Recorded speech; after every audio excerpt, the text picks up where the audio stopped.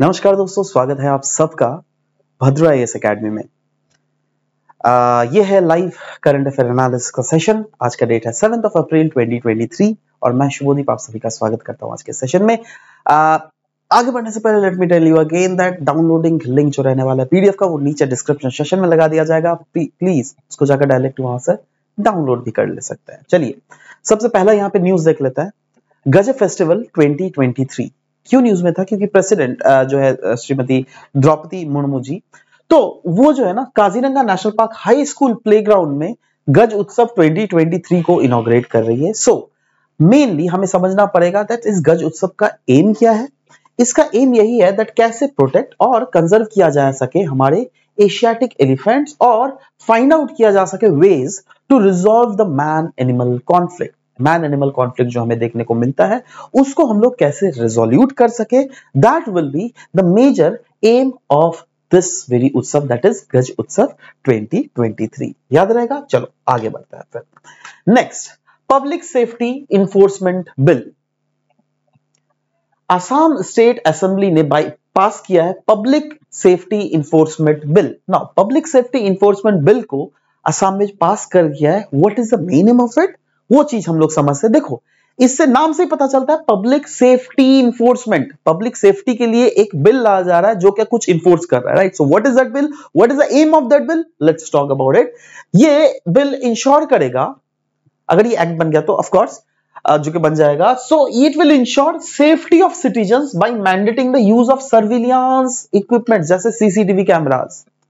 आपको पता होना चाहिए दैट अभी के समय में अनडाउटेडली बहुत सारे ऐसे पब्लिक वर्क्स होते हैं जो क्या पब्लिक बिल्डिंग्स में कैरी आउट की जाती है, राइट? तो यस, आप अगर देख लीजिएगा कोई भी पब्लिक एस्टेब्लिशमेंट क्यों ना हो, पब्लिक प्लेसेस क्यों ना हो या फिर प्राइवेट बिल्डिंग्स ही क्यों ना हो, ध्यान दीजिएगा, बट उसके कुछ कंडीशन है। ऐसा नहीं था कोई भी सिंगल फ्लोर वाला, ना, that is not mandatory. Yes, अगर आप लगा रहे हो then that is fine, but mandatory इस बिल के थ्रू कर दिया जाएगा ना, इस एक्ट के थ्रू। और मैंडेटरी किस टाइप के एस्टेब्लिशमेंट में? जो क्या G+2, right? That is ground floor plus 2 मंजिला बिल्डिंग से, अगर उससे ज्यादा अगर होगा तो उस टाइप के बिल्डिंग में this CCTV surveillancing equipment will be mandatory, right? So उसके लिए बोला गया हर एक ओनर, मैनेजर या फिर पर्सन जो क्या कोई भी एस्टेब्लिशमेंट को रन कर रहा है, right, they should implement the public safety measure within 1 year of the date of commencement of this act। मतलब फॉर एग्जाम्पल अगर ये से फॉर एग्जाम्पल 5 मई, राइट, 5 मई को यह बिल एक्ट बन जाता है, तो उससे अगर एक साल 5 मई 2024 के अंडर सारे पब्लिक एस्टेब्लिशमेंट, पब्लिक प्लेस या फिर प्राइवेट बिल्डिंग जो क्या G+2 criteria, that is ground plus 2 floor से अगर ऊपर वाला बिल्डिंग हो तो उसमें CCTV camera will be mandatory. और भी एक चीज बोला गया है दैट सीसीटीवी कोई भी सर्विलांस मैकेनिज्म रहे, जस्ट सीसीटीवी यहां पे बोला जा रहा है, it should store the video footage for at least 30 days. तो करना ही पड़ेगा आपको बाई चांस, क्योंकि होता है ना कुछ क्रिमिनल एक्टिविटीज हो गई तो उस टाइप के केसेस के लिए ऐसे हमको ये चाहिए, राइट? नेक्स्ट, ज्योति प्रसाद अग्रवाल जी के बारे में न्यूज था। क्यों न्यूज में था? It was there in Assam Tribune. So yeah basically Joshi प्रसाद अग्रवाल जो थे, he was a noted Assamese playwright, songwriter, poet, writer, filmmaker from Assam। इनके बारे में अगर कुछ जानने की कोशिश करें, this is very is a very prominent person, तो इनके बारे में जानते हैं। 1951 तक ये बेसिकली थे, right? And he was popularly called रूप कोनवार। देखिए माफ कीजिएगा अगर कुछ प्रोनाउंसिएशन में अगर कुछ भी गलती होगा तो, राइट? रूप Konwar, I mean he was popularly known as in Assamese culture. In fact, he is also regarded as the father of Assamese cinema for Joymoti, है ना? Beside, undoubtedly, yeah, obviously he is the founder of Assamese film industry, but इनकी movies में bold political statements भी रहते थे, and both the films that he made cast women in very prominent roles, right? Agarwal family की अगर बात करें, undoubtedly इनका बहुत एक लंबा हिस्ट्री है, प्रोमिनेंट हिस्ट्री है असम में, क्योंकि they were deeply involve in the freedom struggle. In fact Mahatma Gandhi का जो पहला विजिट था ना असम में 1921 में, तो तेजपुर में जब गांधी जी रुके थे तो वो अग्रवाल फैमिली के घर में ही रुके थे, है ना? इनफैक्ट इनका जो फैमिली का जो घर का वो था ना, उसको कहा जाता था poke. It was the first concrete या फिर पक्का हाउस जिसको बोलते हैं हिंदी में, राइट। तो वो पहला तेजपुर में वैसा हाउस था, right. And it is an important meeting place for nationalist as well. जैसे मदन मोहन मालवीय जी ने जब वहां पर गए थे तो it was a meeting place for him. Motilal Nehru जब वहां पर थे तो yes, he also visited that place, right. Okay, anyways आगे बढ़ता है। नेक्स्ट दोस्तों न्यूज है, here in this news we are talking about GI tag। Around 33 products को ग्रांट किया गया है GI tag certification recently by geographical indication registry at Chennai, right. जिसमें कौन कौन है? बाशोली पेंटिंग है, लद्दाख का वुड कार्विंग है, और उत्तर प्रदेश से भी कुछ कुछ GI टैग लिया हुआ है। एक एक करके याद कर लीजिएगा। जम्मू से कौन था? बाशोली पेंटिंग, राइट। नेक्स्ट लद्दाख से क्या है? लद्दाख का वुड कार्विंग। और उत्तर प्रदेश से देखिएगा बनारसी पान। देखो बनारसी साड़ी नहीं, बनारसी साड़ी तो पहले से मिला हुआ है, राइट। यहां पे मैं बनारसी पान बोल रहा हूं, राइट, बनारसी पान के बारे में। नेक्स्ट इज लंगड़ा मैंगो ऑफ वाराणसी। लंगड़ा मैंगो नाम ही है लंगड़ा। लंगड़ा होता नहीं है, जैसे हम लोग पहले डिफरेंटली एबल्ड पर्संस वैसे जो नहीं चल पाते हैं ना, तो उनको एक स्लैंग में बोला जाता है लंगड़ा। बोल रहा लंगड़ा लूला बन गया, राइट। तो वो लंगड़ा आम एक होता ही है, आम ही होता है। अब आम का तो कोई लंगड़ा पैर नहीं होता यार, बट स्टिल नाम ही बोला जाता है लंगड़ा आम। तो ये लंगड़ा आम भी कहा, वैसे यूपी के साथ साथ different other places of India में भी ये लंगड़ा आम उगाया जाता है, बट लंगड़ा आम जो क्या वाराणसी में उगाया जाता है ना, उस वाले लंगड़ा आम को ही ये GI टैग मिला हुआ है। समझ लो बात? ओके। नेक्स्ट इज रामनगर भतना, एक ब्रिंजल का नाम है ना, बैंगन का नाम है, तो वो भी GI टैग मिल गया उसको, है ना। चंदौसी आदमचीनी राइस, मतलब एक ये राइस का वैरायटी है चंदौसी आदमचीनी, राइट। तो ये भी उत्तर प्रदेश का है, इनको भी हम लोग GI टैग मिला हुआ है, याद रखिएगा। Next guys, we will be talking here about Amrit Sarovar scheme, Amrit Sarovar mission, जिसको 2022 अप्रैल 24 में लॉन्च किया गया था। और इसका मेन एम यही था दैट कैसे डेवलप और रिजुविनेट किया जा सके 75 water bodies in each of the district of the country, जिससे अराउंड क्रिएट किया जाएगा 50,000 water bodies of a size of about an acre और more as a part of celebration of Azadi ka Amrit Mahotsav.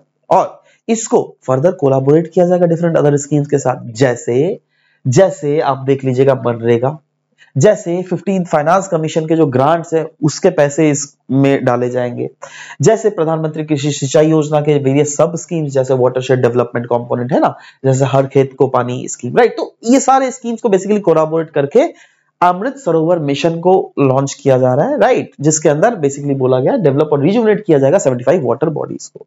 Target इसका क्या रहेगा? टू बी कंप्लीटेड बाय 15 अगस्त 2023। और people का जो पार्टिसिपेशन है, yes, it will also be insured, that is बोला जा रहा है local freedom fighters, their family members, martyr family members, Padma awardees and citizens of the local areas wherein Amrit Sarovar is to be constructed will be engaged in all the stages, right? तो local का participation भी will also be ensured under this.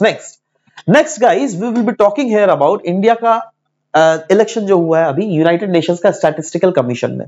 So yes, this is a very good news that India has finally been elected to the highest statistical body of the United Nations for 4-year term, जिसका begin हो रहा है from January 1, 2024। तो इसके बारे में अगर establishment देखें यूनाइटेड नेशन स्टैटिस्टिकल कमीशन के बारे में, तो यस, अभी हम लोग इसके बारे में डिस्कस कर रहे हैं, ठीक है। यस, इसका एस्टेब्लिशमेंट 1947 को हुआ था, हेडक्वार्टर इसका न्यूयॉर्क में है, और ये एक फंक्शनल कमीशन है of United Nations economic and social council. In fact काम क्या करती है ये ओवरसी करती है work of the United nation statistical division के बारे में। इसके अगर मेंबर्स देख लीजिएगा तो जी हाँ, it has 24 member state and they are elected by economic and social council on the basis of the following geographical distribution, जिसमें अफ्रीकन स्टेट्स, जिसमें अफ्रीका जो कॉन्टिनेंट है ना, उसमें से 5 कंट्रीज को लिया जाता है, एशिया से 4 कंट्रीज को, ईस्टर्न यूरोपियन स्टेट से 4 कंट्रीज को, Latin American and Caribbean state से 4, और western European and other state से भी अराउंड इसमें 7 है। तो yes, this is the maximum, right, that they have taken from there, right. Next हम लोग बात करेंगे first ever anti spyware declaration. जी हाँ दोस्तों, यूएस और ऐसे 10 अदर नेशंस भी है जिसमें इंडिया नहीं है, लेकिन ध्यान दीजिएगा इंडिया इसमें नहीं है। ये जो पहला एवर एंटी स्पाईवेयर डिक्लेरेशन जो साइन किया गया ना, इसमें यूएस और डिफरेंट अदर नेशंस है जिन्होंने पहला ever significant anti spyware declaration को साइन किया गया। नाउ ये डिक्लेरेशन में क्या बोला गया है? This declaration seeks to realize the importance of stringent domestic and international controls on the proliferation and use of technology. Technology देखो, अब क्या आता है ना, आपको पता होना चाहिए दैट यहाँ पे एंटी स्पाईवेयर का सबसे अच्छा एग्जांपल पिगासस, याद है पिगासस सॉफ्टवेयर, राइट? तो ये क्या होता है दैट ये दूसरे कंप्यूटर्स में जाके उनके डेटा चुरा लेती है ना? सो इसीलिए इस स्पाईवेयर जिससे फ्यूचर में ये ज्यादा खतरा ह्यूमन काइंड को हो सकता है, जी हाँ बिल्कुल, बहुत डेंजरस चीजें होती हैं ये सब, ठीक है? So the threat posed by the misuse of the commercial spyware are many, right? So जिससे इन कंट्रीज को बाद में उसका नुकसान ना सहना पड़े, उसलिए क्यों ना एक ग्लोबल कानून ही लाया जाए, एक डिक्लेरेशन ही साइन किया जाए, राइट? तो वही बोला गया that this declaration seeks to realize the importance of domestic and international control. ये जो भी स्पाईवेयर काइंड ऑफ मालवेयर होता है ना, इनके ऊपर डोमेस्टिक कंट्रोल तो करना ही पड़ेगा, वो तो हर नेशन को कर, बट साथ ही साथ इंटरनेशनल एक मैकेनिज्म भी चाहिए जिससे इनका फ्यूचर में प्रोलिफरेशन ज्यादा ना हो, राइट? इसीलिए इसमें जैसे यूएस और डिफरेंट अदर नेशंस, जिसमें और कौन कौन से नेशन है, Australia, Canada, Costa Rica, Denmark, France, New Zealand, Norway, Sweden, Switzerland, United Kingdoms and United States, right? Next guys, एक gulf of Mannar islands. Gulf of Mannar जो है ना, ये देखो, ये हमारा तमिलनाडु है, ये वाला जो रीजन है ना, दिस रीजन है ना, this region is gulf of Mannar. ये उसी का जो है, ये वाला जो है ना, उसी का, रुको मैं आपको,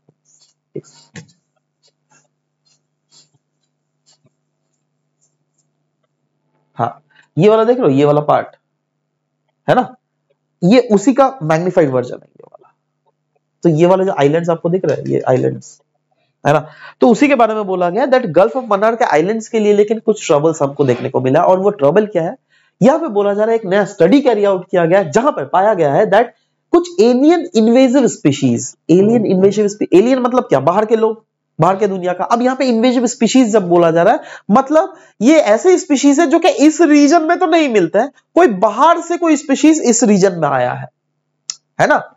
तो वो बोल रहा है दैट ये जो एलियन स्पीशीज है ना, वो इस रीजन के नेटिव वेजिटेशन, जो क्या अराउंड 21 जो आइलैंड्स यहाँ पे फैले हुए हैं, इन देखो यहाँ पे आइलैंड है ना, 1 2 3 4 5 6 7 8 9 10 11 करके 21, तो अराउंड रफली 21 मेजर आइलैंड्स इस रीजन में है। और उन 21 आइलैंड्स में जो देखा गया जो वेजिटेशन है ना, उसके ये इन्वेजिव स्पीशीज नुकसान पहुंचा रही है, यही न्यूज में था, राइट? सो सवाल होता है किस किस टाइप के नुकसान है। तो देखो, ये एक drought resistant plant native to arid region of South American countries है, जिसका नाम है प्रोसोपिस चिलेनेंसिस, राइट? वो चीज यहां पर हमको देखने को मिल रहा है। ध्यान, क्या है, ड्रॉट रेजिस्टेंट प्लांट। अब ये प्लांट अगेन एलियन स्पीशीज हुआ। अब देखो, हर एक एलियन इन्वेजिव स्पीशीज खतरे वाला नहीं होता, लेकिन कुछ कुछ इन्वेजिव स्पीशीज होते हैं जो क्या खतरे वाले होते हैं, उन्हीं को यहाँ पे। Coral reefs has been destroyed in several places near these islands, although coral quarrying for industrial purpose has been outlawed. अच्छा, human settlement though not permanent have also impacted the island, right? Next, India का defence export के बारे में news था, जहां पे status में पाया गया दैट इंडिया का डिफेंस एक्सपोर्ट अगर देख लीजिए वो बहुत ज्यादा बढ़ गया, जिसमें India export to around 85 countries, जिसमें top 3 recipient countries are Myanmar, Sri Lanka and Armenia. And firms जो कि इसमें इन्वॉल्व है वो है अराउंड 100 से भी ज्यादा फर्म्स है। एंड टारगेट क्या है, $5 बिलियन जो है का एक्सपोर्ट हम लोग आने वाले समय में करेंगे, दैट इज 2025 तक हम लोग ये टारगेट अचीव कर लेंगे।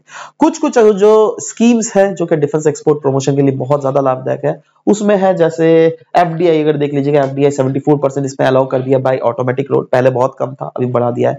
And to end online export authorization है सिंगल विंडो के थ्रू, राइट? सिंगल विंडो तो नहीं, इसमें थोड़ा रेगुलेशन है क्योंकि डिफेंस मैटर है ना। तो anyways, next is negative list है। India has formulated a negative list of countries for defence export by ministry of external affairs. वैसे ही ओपन जनरल एक्सपोर्ट लाइसेंस है, जिसमें an export licence is given to the export specified items to specific destinations only, right? तो ये सब कुछ कुछ aspects है जो कि आज के हम लोगों ने न्यूज में देखा। अब आ जाते हैं एमसीक्यूज में। कल का जो दोस्तों एमसीक्यू था वो है, recently the ministry of external affairs has announced that India and a country from Asian nation has agreed to a settlement and trade in Indian rupees. Name that nation. So correct option was Malaysia was the correct option. आज का जो question है वो है, recently Basholi pending has been granted a GI tag. Now सवाल आपका ये है that ये pending type जो है it is dominated in which among the following regions of India, North India, West India, North East India या फिर South India? नीचे कमेंट सेक्शन में अपना सही आंसर जरूर से लिखिएगा. Will be checking your answer to come up. Anyways guys, this was all about the discussion for today's class, and thank you for listening to the video. Thank you.